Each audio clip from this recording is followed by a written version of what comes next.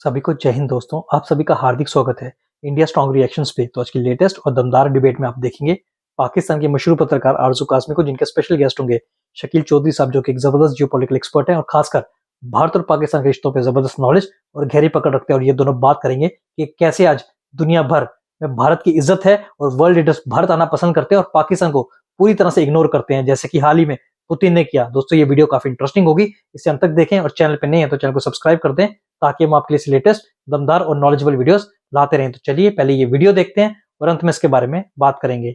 जय हिंद, जय भारत। सर, कई बड़ी कंट्रीज के जो हेड ऑफ स्टेट्स होते हैं वो भारत तो जाते हैं, लेकिन वो पाकिस्तान नहीं आते। अभी रिसेंटली भी आपने देखा कि रशियन प्रेसिडेंट जो है वो गए भारत, हमारे यहाँ नहीं आए। इवन चीमा साहब के साथ में शो कर रही थी तो चीमा साहब कह रहे थे हम तो नीचे से सीटियां वीटियां भी बजाते हैं तो वो देखते नहीं है।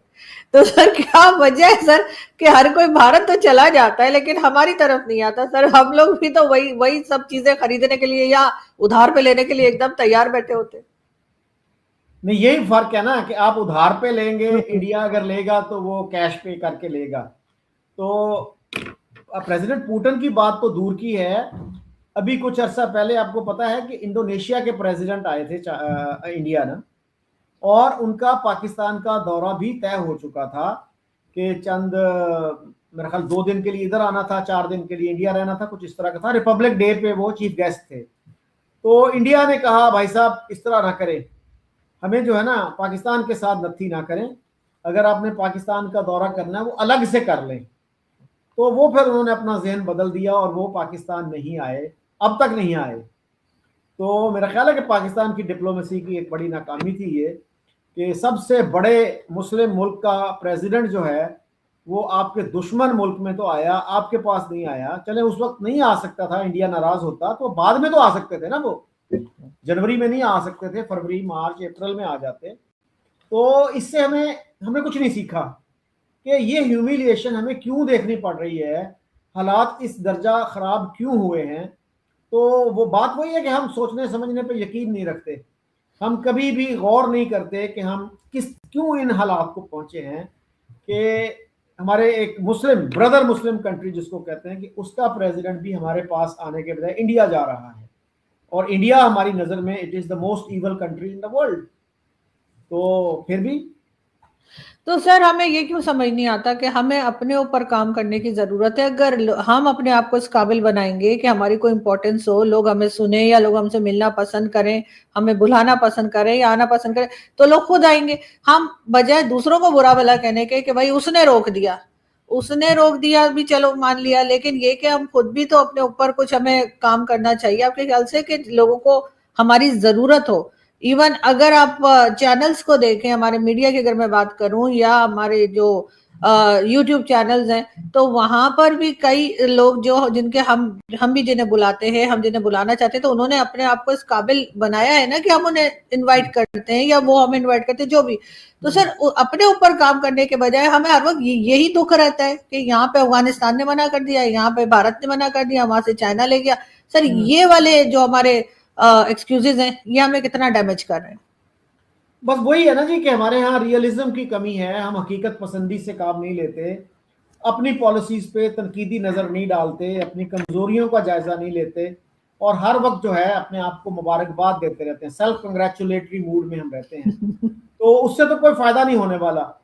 असल चीज ये है कि आप अपना तनकीदी जायजा लें, अपने गिरबान में झांकें, इंट्रोस्पेक्शन करें, अपनी कमजोरियों का जायजा लें, अपनी इकानमी पे फोकस करें, अवाम को कुछ सहूलतें दें, बजाय इसके कि लोगों में जंगी जुनून हर वक्त पैदा करते रहें। उससे ज़्यादा फायदा होने वाला नहीं है। तो आपने जंग कर ली मई में, अब तक जो है उसी के खुमार में हैं आप, ट्रायम्फलिज्म में हैं। तो उससे बाहर निकलिए और आपके जो रियलिस्टिक जो प्रॉब्लम्स हैं, रियल प्रॉब्लम्स हैं, एक रियलिटी चेक कीजिए। तो उसके बाद जो है अपनी पॉलिसीज बनाइए। ये कहने से कि जी आप पाकिस्तान ऊंची उड़ान उड़ेगा, उससे कुछ नहीं होने वाला। Proof of the pudding is in the eating. Ground पे भी तो हमें कुछ नजर आए ना कि पाकिस्तान प्रवास करने वाला है जनाब, बहुत ऊंची प्रवास करेगा। किस बेसिस पे भाई? ये तो नवाज शरीफ से भी हमने सुना था कि ये एशियन टाइगर बनने जा रहे हैं। What happened to that?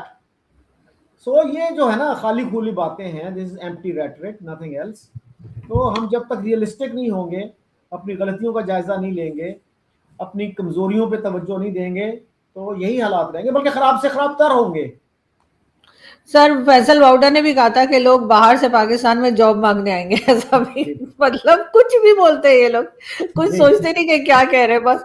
तो उनका भी यही ख्याल था, इमरान खान का भी यही ख्याल था कि एक एक आदमी के पास 3-3 जॉब्स होंगी। वो कह रहे थे कि मतलब एक जॉब ऑलरेडी मिली होगी, 2 के और लेटर आ जाएंगे। तो ये लोग सर लास्ट में यही पूछूंगी, ये पॉलिटिशियंस हमारे जो हैं क्यों इस तरह की बातें करते हैं। और साथ ही साथ मैं तो कहूंगी कि इनकी मिलिट्री वाले भी कुछ इसी किस्म की बातें करते हैं, लेकिन ये कि सामने तो यही दिखाई देते हैं ना, तो ये अपना मजाक क्यों बनवाते हैं।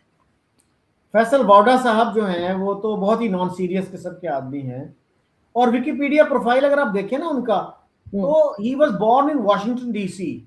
तो भाई अगर आप अमेरिका में पैदा हुए हो और वो भी उसके कैपिटल में पैदा हुए, तो फिर आपसे लोग थोड़ा सा एक्सपेक्ट करते हैं कि आपके रवैये डेमोक्रेटिक होंगे, सेंसिबल होंगे।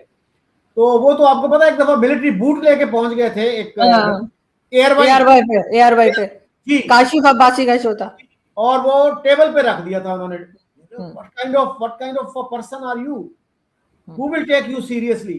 तो ये तो बहुत ही बदकिस्मती की बात है। उनके इस तरह के नारे थे कि जी 2 हफ्ते में, 2 महीने में जनाब इतनी तब्दीली आ जाएगी कि बाहर से लोग आएंगे, वो जनाब जॉब ढूंढ रहे होंगे, वो पाकिस्तान आएंगे और कतारें लंबी लंबी लग जाएंगी, पता नहीं क्या कुछ हो जाएगा।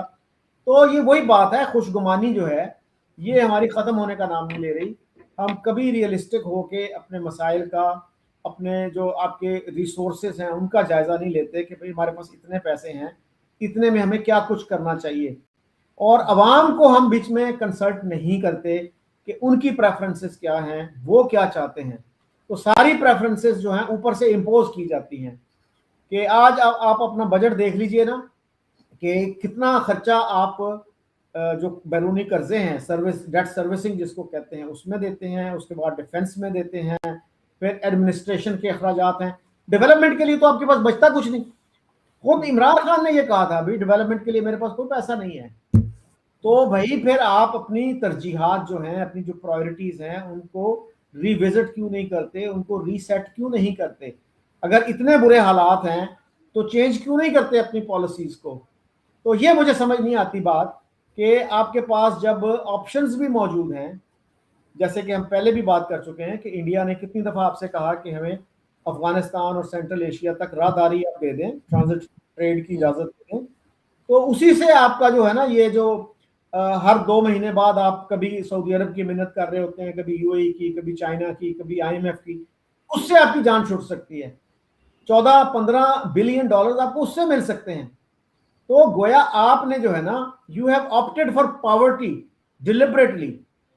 तो ये जो है, अगर आप ऐसे बंदे से जो जिसके घर में 2 वक्त का खाना मैसर नहीं है, जिसको इलाज की सहूलत मैसर नहीं, उससे पूछो कि या तुम्हें ये पॉलिसी पसंद है जो हम फॉलो कर रहे हैं इंडिया के साथ हॉस्टिलिटी की, तो उनकी कोई सुनने वाला नहीं है, कोई मीडिया उनकी आवाज आगे करने वाला नहीं है। एक नौजवान मास्टर्स करके निकलता है, इवन पीएचडी करके निकलता है, तो उसके पास कितने कितने सोर्सेज हैं, कहाँ हैं जॉब्स उनके लिए। तो कमर चीमा साहब बड़ा फख्र कर रहे थे कि हमारे नौजवान बड़े रेजिलियंट हैं, वो जनाब यूरोप जाते हैं। तो यूरोप जाते हैं भाई, किन हालात में जाते हैं, कितने उनमें से डूबते हैं मेडिटेरेनियन सी में। तो ये इसको क्या मिसाल बना के आप पेश करेंगे कि जी हमारे नौजवान जो हैं इतने जरूरतमंद हैं, वो यूरोप जाते हैं। तो भाई इस पे तो आपको शर्मिंदा होना चाहिए कि हमारे नौजवान जो हैं अपनी जान खतरे में डालकर जो है वो यूरोप जाने की कोशिश करते हैं। या तो आप इतनी काबिलियत उनको दें कि वो यूरोप के जो इदारे हैं वो एक रिस्पेक्टेबल तरीके से उनको जॉब ऑफर दें, जहाज का टिकट भिजवाएं कि जी आप आ जाएं इस तारीख को, हमारा बंदा एयरपोर्ट पे मौजूद होगा आपको रिसीव करने के लिए। उस तरफ तो आप आ नहीं रहे, इसको आप फख्र का जरिया बना रहे हैं कि जी हमारे नौजवान जाते हैं अपनी जान पर खेल कर। और उनके पेरेंट्स पे क्या गुजरती है जब खबर आती है कि जी वो बच्चा आपका डूब गया समंदर में। बिल्कुल दोस्तों, ये बात बिल्कुल सही है कि आज वर्ल्ड लीडर्स सिर्फ भारत में आना पसंद करते हैं और पाकिस्तान को पूरी तरह से इग्नोर करते हैं, क्योंकि उनको पता है अगर वो पाकिस्तान गए तो पाकिस्तान का वजीर आजम शहबाज शरीफ और फील्ड मार्शल आसिम मुनीर पहले बी का कटोरा लेके खड़े होंगे। और पाकिस्तान की आज दुनिया भर में ना तो इज्जत है, ना ही पाकिस्तान को कोई पूछता है। फिर भी पाकिस्तानी अपनी सपनों की दुनिया में रहते हैं, इसलिए पाकिस्तानी हैप्पीनेस इंडेक्स में भारत से ऊपर रहते हैं। और पाकिस्तान की ना सिर्फ इंटरनेशनल बेइज्जती होती है, यानी कि ह्यूमिलेट होते हैं, बल्कि पाकिस्तान हमेशा जंग के खुमार में भी रहता है। जिस दिन पाकिस्तान की ठुकाई हुई, उस दिन इन पाकिस्तानियों की अकल ठिकाने पे आ जाएगी, खासकर चीमा जैसे लोगों की। जाहिर है, लेकिन इसके ऊपर किसी को फर्क नहीं पड़ता, क्योंकि आपने देखा कि कराची में किस तरीके से वो छोटा बच्चा जो है वो एक गटर में गिर गया था। और आज सबूक सैयद, आप भी जानते हैं, हमारे बड़े अच्छे दोस्त और जर्नलिस्ट हैं, उन्होंने ट्विटर पे पोस्ट लगाई है G11 इस्लामाबाद की, कि वहां पर भी इसी तरीके से एक जगह पे जो है वो ढक्कन नहीं है और एक छोटा बच्चा दिखा रहा है वहां पे कि देखें जी ढक्कन नहीं है। तो ये बात सिर्फ कराची की नहीं है, पूरे मुल्क में यही हाल है। लेकिन ना कोई देखने वाला है, ना सुनने वाला, ना इनको फर्क पड़ता है। सर, हमारे यहाँ डेली कई लोग जो हैं वो अपनी जान से जाते हैं, कोई ट्रैफिक हादसे में, कोई कहीं, तो कहीं कुछ सही नहीं किया जाता, क्योंकि किसी को फर्क ही नहीं पड़ता। क्योंकि जी जो ये बड़े लोग हैं, इनके खुद के जो फैमिलीज है वो तो पाकिस्तान में है नहीं, ऐसे इलाकों में रहते हैं जहाँ पे ऐसा सोचा भी नहीं जा सकता कि ढक्कन नहीं होगा। जी, अभी एक वाकया इसी तरह का लोधरा में हुआ है, मैंने देखा टीवी पे कि वहां पे भी मेरे ख्याल 7 साल का बच्चा था, वो उसमें गिरा। तो आप ये देखिए ना कि कराची वाला जो वाकया है, मैंने उस पर पोस्ट भी लगाई फेसबुक पे कि उसके करीब एक डिपार्टमेंट स्टोर है और ये फैमिली उस डिपार्टमेंट स्टोर से निकली थी। वो बच्चा जो है ऐसे ही एक्साइटेड होके तो मोटरसाइकिल की तरफ भागा और रास्ते में जो है वो मौत का शिकार हो गया। तो क्या उस डिपार्टमेंट स्टोर की जिम्मेदारी नहीं थी? क्या वहां पे जो शॉपिंग करने आते हैं उनकी जिम्मेदारी नहीं थी कि यार आपको अगर ये गटर नजर आ रहा है जिसके ऊपर ढक्कन नहीं है तो आप अपना रोल अदा करें। कितने पैसे लग जाते हैं उस डिपार्टमेंट स्टोर के, या जो लोग वहां शॉपिंग करने आते हैं, किसी को तो आप कंप्लेंट कर सकते हैं ना। बिल्कुल। तो आज के दौर में इंटरनेट पे आप इस मसले को उठा सकते हैं, किसी को फोन कर सकते हैं। तो हमारे लोग भी जो है मेरे ख्याल है बेहिसी का शिकार हैं। इस पे भी तवज्जो देने की जरूरत है और उस मेरे ख्याल है डिपार्टमेंट स्टोर के भाई एहतसाब होना चाहिए, उससे भी पूछा जाना चाहिए कि यार तुम्हारा कितना खर्चा आ जाता अगर तुम इस पे एक ढक्कन लगवा देते। बिल्कुल ऐसे ही। और अगर ये कहते हैं कि जी ढक्कन चोरी हो जाते हैं, तो भाई एक बड़ा पत्थर ला के ही रख दें कि वहां पे वो रुक जाए, ढक जाए, कुछ लोगों की जाने तो बचे।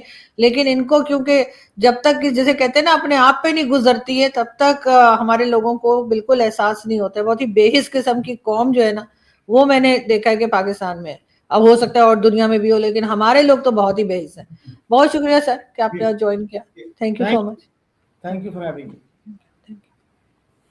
दोस्तों, आशा करता हूँ कि वीडियो को आपने अंत तक देखा होगा और जिस तरीके से शकील चौधरी साहब ने पाकिस्तान में रह के खुद पाकिस्तान को क्रिटिसाइज किया और पूरी तरह से पाकिस्तान के कपड़े फाड़ के रख दिए, वो देख के आपको काफी मजा आएगा। तो वीडियो अगर आपको पसंद आई है, इसे लाइक और शेयर जरूर करें और अपने विचार हमें कमेंट सेक्शन में लिखकर जरूर बताएं। और एक बार फिर चैनल पे नया तो चैनल को सब्सक्राइब कर दे। तो चलिए फिर मिलेंगे ऐसी किसी इंटरेस्टिंग और इंपॉर्टेंट वीडियो में, तब तक अपना ध्यान रखिए।